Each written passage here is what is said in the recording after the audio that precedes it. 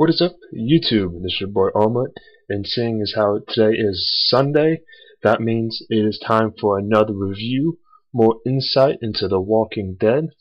This week's episode is called Error on the Doorpost. So as always, spoiler warning, if you have not watched the show, go check it out, and then come back to hear what I've had to say about it. I don't want to spoil anything. This is actually a great episode. This is the episode we've all been waiting for.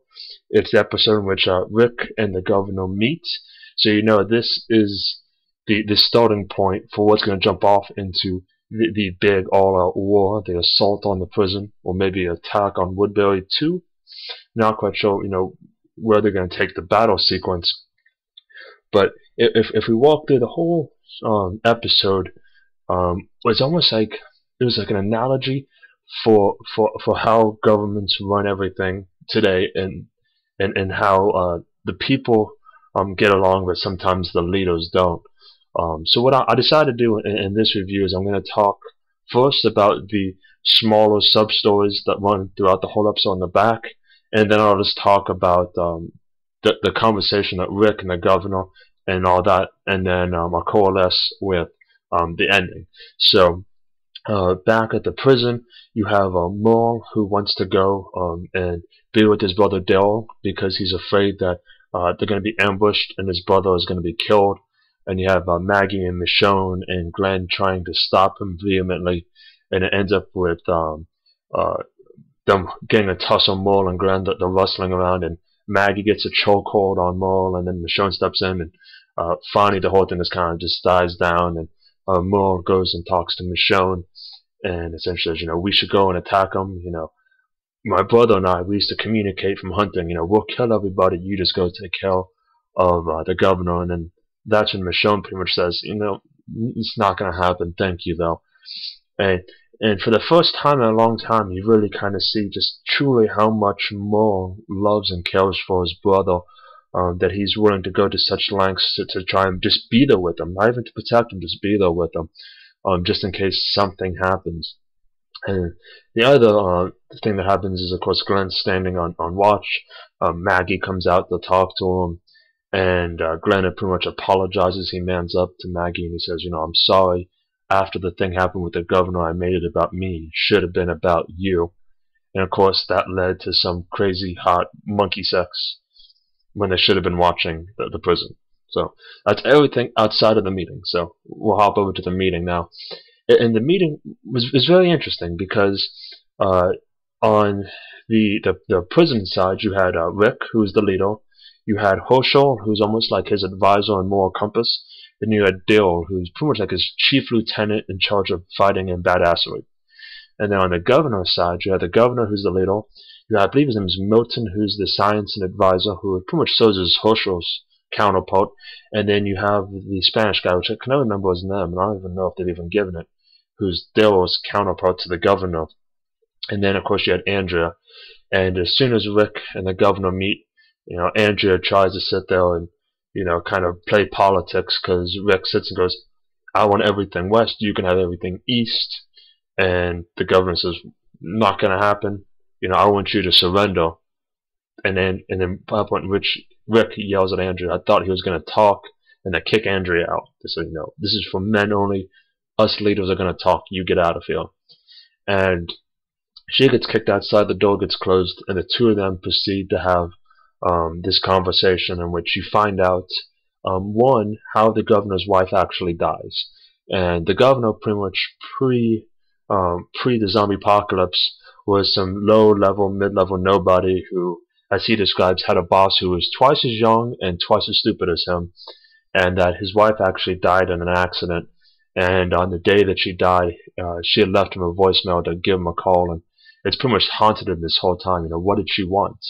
And you take a look at Rick's face and you see Rick just really feeling bad, because it's almost the same thing that's happened with him and his wife, and that there was so much unresolved feelings with him and Lori before Lori ended up dying. And then, of course, it also doesn't help the fact that the Governor brings up the fact that the baby may not be his, it may be Shane's, which real D-bag move on Andrea's part for telling him. But that almost seemed just kind of brushed over. So they almost have this heart-to-heart talk as to, look, we're the same guy. We've been through the same things, but it's, I'm gonna take care of my people. You can take care of your people. And on the back end, the governor is crazy psychopath. Rick's just crazy. Not so much wanting to kill people, just crazy. And pretty much what they come to this consensus of is the governor says, I would leave everybody alone. I'll leave you alone. You just give me Michonne. And then Rick pretty much is like, isn't that a little bit beneath you, just wanting just petty revenge? And the governor pretty much says, nope, I want her. You get 2 days to make the decision, or else, pretty much we're going to kill you. And on the outside, while they're having this conference, what you see is Herschel and Milton kind of sitting down talking things out, as Milton's taking a biographical history of what's going on, such that it'd be as part of the human existence record books. And the two of them start talking about what's right, what's wrong, different data points. And there's this really funny scene where Milton says, hey, could I see your stump? Because he's fascinated by the fact that they were able to cut it off and he didn't turn. And of course Herschel says, yeah, if you buy me a few drinks first. And then on the other side, some zombies were attacking. Or didn't really attacking, they had kind of entered the perimeter where this conference was being held. And Daryl and his counterpart were looking at each other like, no, you kill it first. No, you kill it first. Kind of pretty much just trying to see who would want to attack first and kind of get a feel for, how good of a fighter the other one really was. And that's when Andrew was like, oh, Jesus, and she just stabs one in the face. And then with that, it's like, oh, okay, so one guy takes a baseball bat to another zombie. Daryl shoots one in the face with his crossbow, and they're kind of trading back and forth until finally, the governor's counterpart goes to hit one of them with a baseball bat, and Daryl pretty much throws a knife like a badass that he is and hits him. And they kind of have this really kind of cool coming to grips moment. Once all the zombies or walkers are dead, and the two of them are just talking, and because Daryl finds some cigarettes. He's like, you want one? He's like, I'm a menthol. He's like, pussy. Because of course only pussies want menthols. And the guy goes, none of this means anything. And Daryl's like, yeah, I know. He says, whatever agreement they mean, we're going to be fighting. And that's when it kind of hits you. Everybody pretty much gets along. Nobody dislikes each other. And really the only two people who have an issue with each other is Rick and the governor. Because you get this feeling when they initially meet, you think, because Daryl and Herschel think they're going to be at odds with their counterparts, and it turns out, people are people, and people by their very nature are inherently good, and that's why they get along, because you grasp, you realize that, heck, we pretty much do the same thing. We care about who we love, and we protect who we love, and, we both have lost people, and therefore we're okay. But at the end of the day, if that's not what your leader wants, you're kind of SOL, and that was pretty much the grand scheme of what this episode was all about, was this grand analogy of the world that we live in today, which I thought was done very well. Didn't really kind of throw in your face. It was very subtle through some of the conversations. So then they both part ways, and the governor, as soon as he gets back to Woodbury, he goes and he tells his lieutenant, he's like, go get everybody guns, and I want you to wait over there. And then Milton goes, you're going to kill him? He says, yep, when they get there in 2 days, he says, Rick's going to be there, Michonne's going to be there. He says, if I'm lucky, Moore's going to be there, Maggie's going to be there. He's like, I'm just going to kill them all. And Milton goes, well, dude, that's a slaughter. And Governor says, well, not for our side. And this is the first time that you actually see him standing up against the governor. It's one of the things where he could kind of look the other way as long as he knew that he was safe, and there's kind of like this moral gray space. But now the governor's pretty much just crossed the line into just pure massacre and slaughter, and he doesn't agree with it. And when Andrew asked, oh, what was the bargain?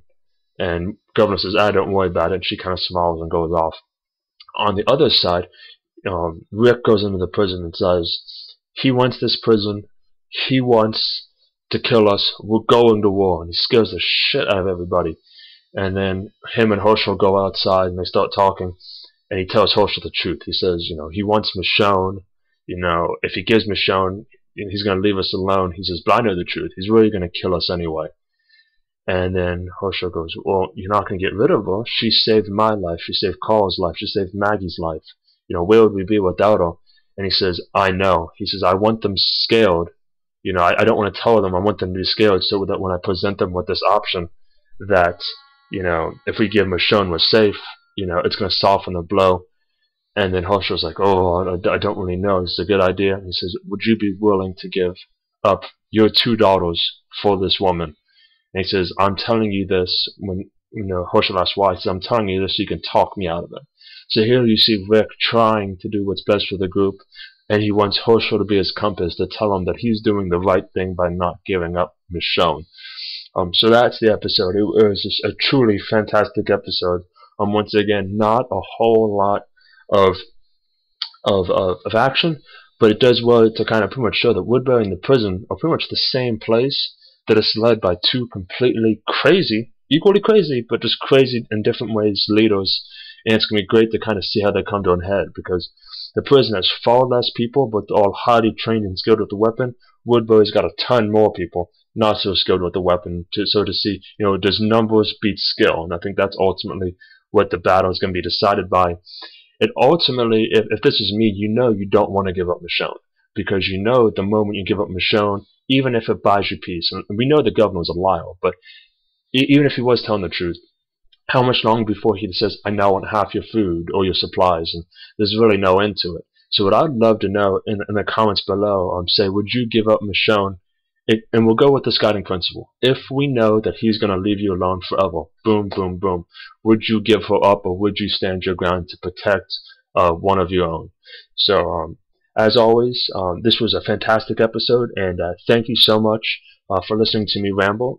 Hopefully you enjoyed it just as much as I did. Oh, one side note, the crazy monkey sex that I was talking about with Glen and Maggie, if you ever read the comic, that's a great throwback to the comic, because in the comic, they pretty much do it in every room of the prison whenever they get the chance. I thought it was funny and a great little throwback. So if I ever see anything like that, I'll make sure I let you guys know.